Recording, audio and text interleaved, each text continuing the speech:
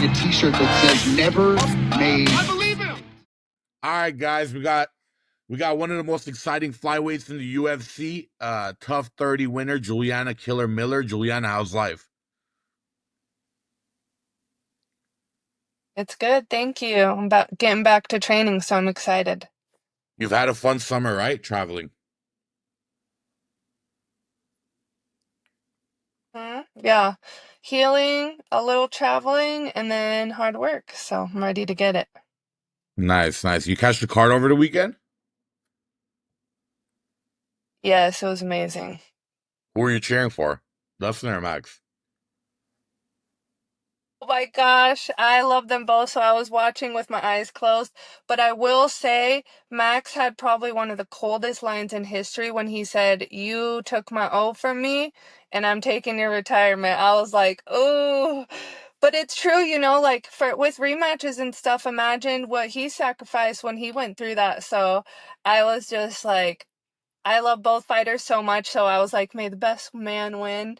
Um, I feel and I like thought, everybody felt like that, right? Everybody, like, yeah. the fans won at the end of the day. It was an amazing fight. But in that world of weight classes, they had Topuria crowned as number one pound for pound, right? But he didn't really defend many times, did he? I think he defended once. And they're crowning him king. How do you feel about someone being crowned king without cleaning house? I actually agree with it, because Topuria has shown unbeknownst power, like he was thrown into the fire right away. And for instance, Max can bang with just about everyone in the UFC, and Topuria had the power to put his lights out. Oliveira has gotten dropped by almost everyone he's fought. When Topuria hit him, he was on a new planet. Like, Topuria has the most scary power. Like, if I had one attribute from one fighter that I was like, oh, I wish I could have that. Right now of active fighters, it would be Topuria's right hand, right? People could say that about Pereira's left hook. But I mean, Topuria just has an incredible power and pressure, and he's great everywhere. We haven't had to see so much more than striking recently, right? But he can wrestle, he can grapple. He's been in judo since he was a kid. Um, I think that's a bad man right there, and I think that he'll prove it to anyone who thinks otherwise. So just give him the fights he wants, and we'll see what he can really do. Whenever I watch him fight, he has that factor of, like, you don't know, but you just know he's gonna win, right? Like the fight against Max he went through a little bit of like struggle, Obviously Max is not a joke. But when he finished that fight, the moment he finished that fight, it just made so much sense. And I don't know what it is. I don't know if it's God-given power. I don't know what it is, but yeah, Topuria doesn't Yeah, look like I anyone's mean, stopping Max him. has never even been dropped in any other Yeah, fight ever.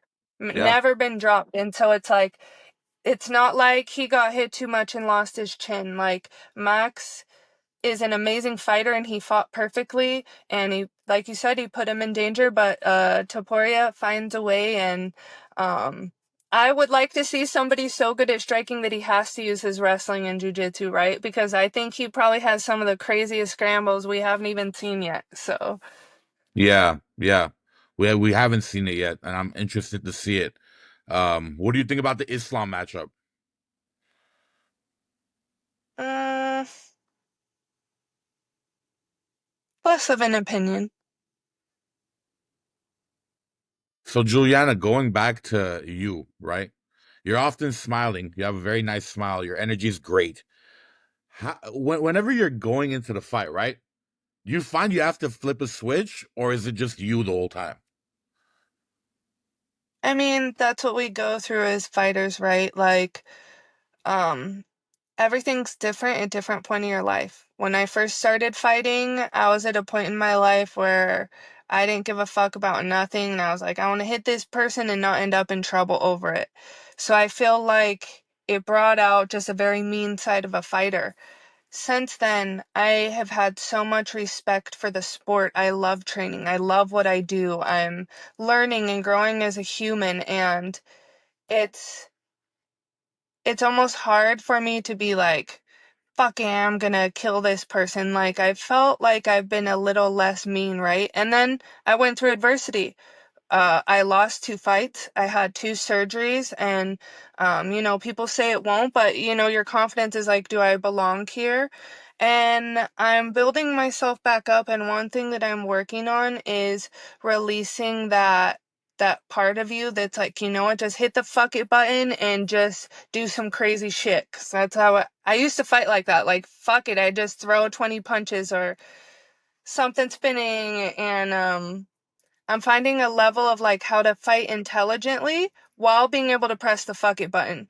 Because I feel like I was a little bit too reserved my last fight. And so, it's exciting to learn and grow and see what's going to happen in there. And I think people say like, oh, I just flip a switch when I'm in there. But you have to practice that in training in other places of your life where you're going to like feel that, you know what I mean? So I don't think that it's just an all the time on and off switch. I think like when you're training yourself for war, you're moving it a little bit every day.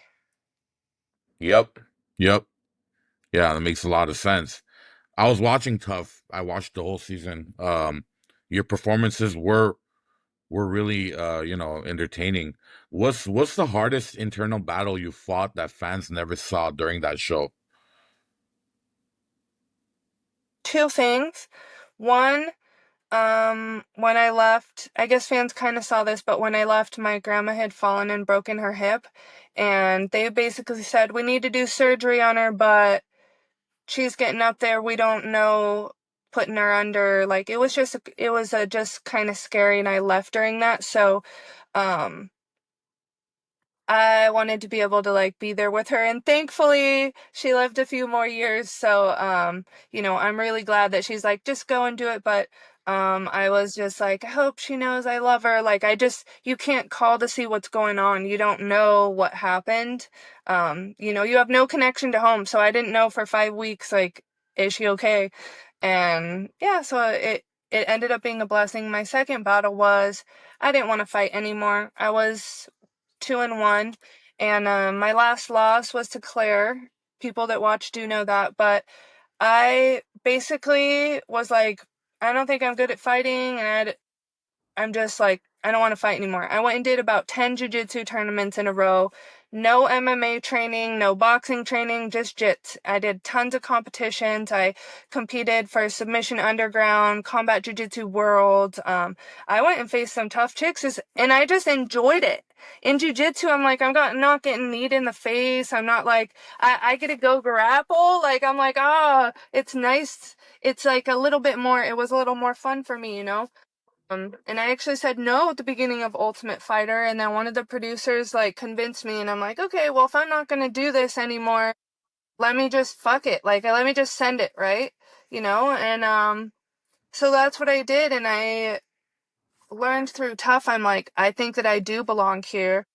I am way better than I knew I could be, and that's what made me be like, yeah, I'm fucking fighting. And so that was a very powerful thing, but like, to just say, oh, going from thinking I'm never going to fight again to like, I was just confident that I was going to win. Like, I would sprint every night on the verge of tears. Like, I'm the next Ultimate Fighter. I'm the next Ultimate Fighter. Like, I did all kinds of stuff to like trick myself into believing, right? I, I thought people say that they thought I won that fight. I thought Claire won our first fight. I thought that I made a lot of mistakes. I think that I learned you can't just grapple in MMA. There's a lot more to it. You know what I mean? And so it was definitely like I had to battle through some mental stuff, and I really did, like, if there was like a button where you could press it and like you just hit fuck it mode, like that's what I did when I went out there, and it allowed me to be more brutal. It allowed me to perform better. Um, it's crazy because then you get to the UFC, a much higher competition level, right? And just fuck it will get you hurt sometimes. You know what I mean? So it's like, that's where I'm at. I'm excited to learn, and I'm excited that, I went for it when I needed to. and I'm proud of myself because I do feel like that big internal battle made me who I am today. So I'm glad I went on the show, and I'm glad I was able to show the world that I can be a warrior. Well, your style's very fun to watch. We definitely need you to keep fighting. I Oh, I'm believe, in you it know, I now. believe I in your believe style. now. I'm in it now. No questions now. I'm going for it. Yeah, I'm I know in it's it. selfish from us. You mentioned, and then your grandma passed away. You mentioned in your last win on was May 3rd or 7th? 3rd, yeah. 7th is your birthday, right? Yeah, Yes, it you're is. 16 years older than me. You're 16 years older than me. So you mentioned Wow.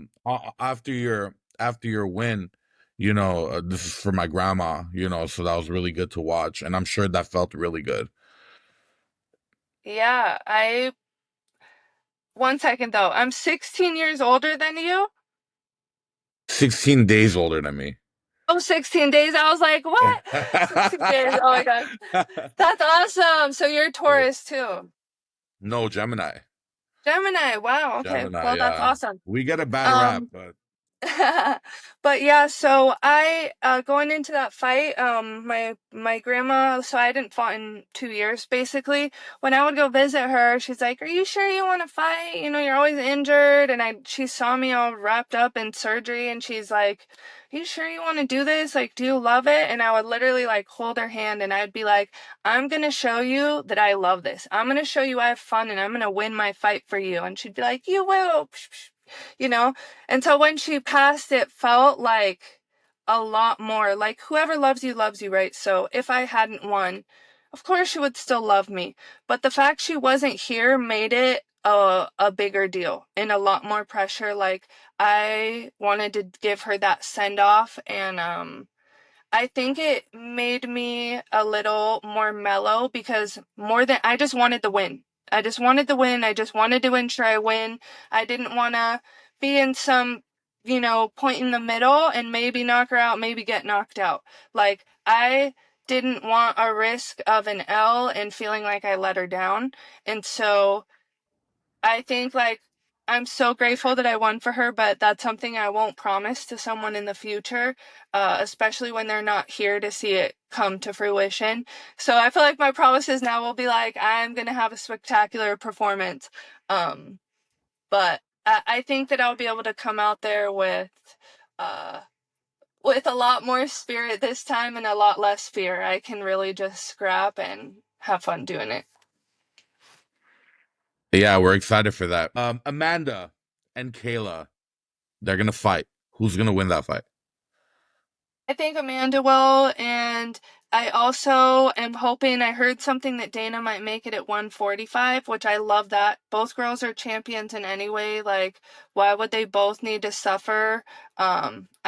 I know there's not really a 45 division, but if he let them fight there, I would think that that's really awesome. I believe Amanda has one of the scariest right hands in the game that very few people are able to walk through. Um, History has shown. And also, Amanda did a bunch of camps back to back, and I'm sure her body was a little beat up. She's had the past 2 years or so, 3 years, whatever, to heal. And she doesn't look like fat when she shows up. I don't think that she's been doing nothing. I don't think she kicked her feet up on the couch. I think that she healed her body and she was training and staying healthy and watched these girls, and it gave her that hunger that she maybe hasn't felt in a while. And it's hard to bet. It's hard to bet against her. Like Kayla is amazing, but her one loss did come in the form of striking, and Amanda's a badass there. So I don't think it's the best matchup stylistically, but I also really like Kayla, and so once again, may the best woman win. But um, yeah. I was at the Hall of Fame induction ceremony. Did you know that Amanda Nunes is already in the Hall of Fame?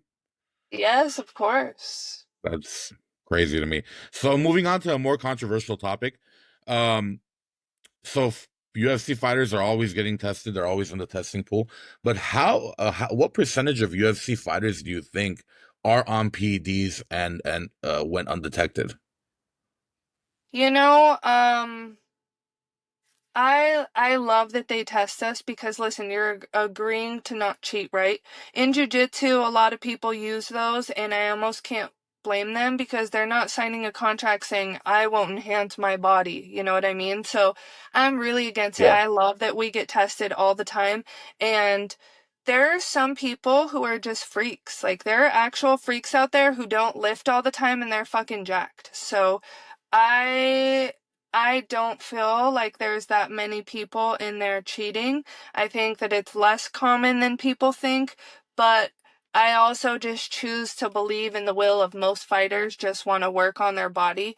And so I'm not really the best person to ask on that because there's no one that I would point at and be like, you're doing steroids. So maybe it's not around, you know what I mean? And so uh, of course, some people will always find a way to cheat, but I think they do a pretty good job. Like, I randomly get tested all the time, and, I don't mind it, so. Yeah, I agree with you. I think there's a lot less PED users than the usual fan thinks. Um, okay, there's a rise in all OnlyFans fighters. Just to clarify, they're both male and female. What's your take on that? I think that it's great for somebody supplementing their life, right? There's a bunch of fighters that started training with their mommy and daddy when they were 4 years old, and they've been doing this their whole life. Like, not in the UFC yet, but look at Dakota Ditchaba. She is a scary striker, and she's an amazing athlete, right? But her mom was Muay Thai world champion. So she came up in this sport and has been doing it her whole entire life. And so it's like, I think I think it's a little bit easier when you're financially stable in something you've been doing your whole life, right? They probably don't need financial help. There's some fighters that didn't know anything about this and they're 18 fighting in the streets, go to jail, and someone's like, you could make money from that? And they're like, what? Fuck it, I'm gonna fight. You know what I mean? And so it's like people come from very different stories. If you're a fuck it person, I'm gonna fight, you don't have people to help you pay for your rent. Maybe you live in California like me. Before I moved, I was working 4 side jobs because if I worked a 9 to 5, I couldn't train and I wouldn't be able to take pro classes. I wouldn't be able to fight. So I think that OnlyFans is such a blessing for people that are hustling because they don't have things set out for them. The people that have amazing families and everything that just take care of them, that's a fucking blessing. Use it, train, get really fucking good. You know what I mean? And for those that don't, they're just doing what they need to do, and I support it. I mean, like, for some reason, people love my feet, like, for real, and I'll sell some feet pics.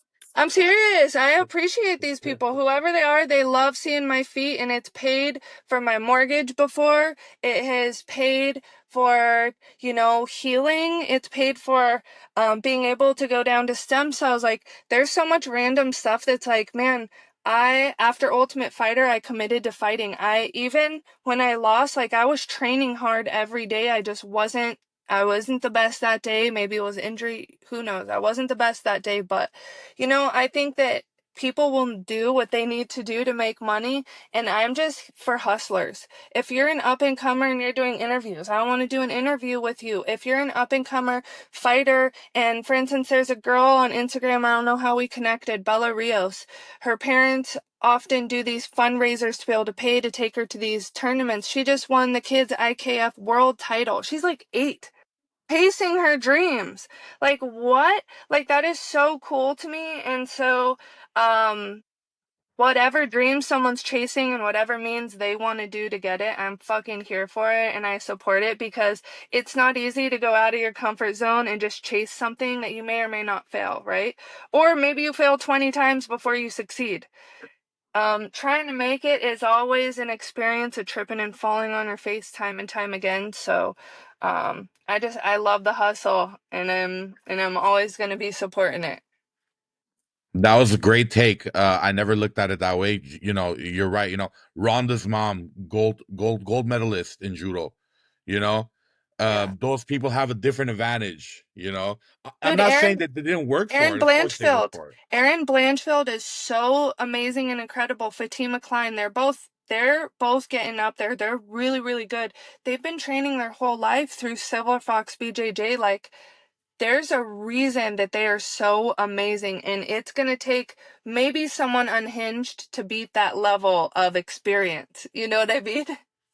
Yeah, yeah. I love it. I'm like, you beat some people like that, you know that you're an amazing fighter.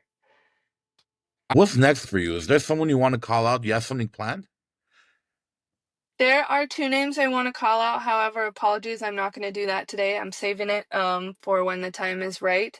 But I just finished doing a round of stem cells, and so I want a few weeks of me performing well in the gym. I'm not a fan of backing out, so I'm not, until I get the go from my coach, like, you feel strong and you feel ready, I'm not going to be calling anyone out, because what if I'm not healing properly somewhere in my body and I jump in and get hurt? Like, I'm not about that back out. So I'm just making sure that I'm healthy and ready to murder, and as soon as I am, I will be making my call out, and I will be getting in there before the new year, though. Like, if I have Perfect. any power to it, I will be fighting October, November, December. I want to fight by the end of the year. I'm hungry for it, so I need to give y'all a brutal finish here. Can't wait. We're excited to see those elbows. Juliana, anything you want to leave the fans with? Man, thank you for your support. I'm super grateful. And I really want to give y'all a performance that everyone can have fun watching. I can't wait to entertain you, and yeah, more than anything, like, I really appreciate the support and, helping a girl chase her dreams. Like, F it, let's go, right? Hell yeah, hell yeah. All right, guys, that's Juliana Killer Miller. Thank you, Juliana.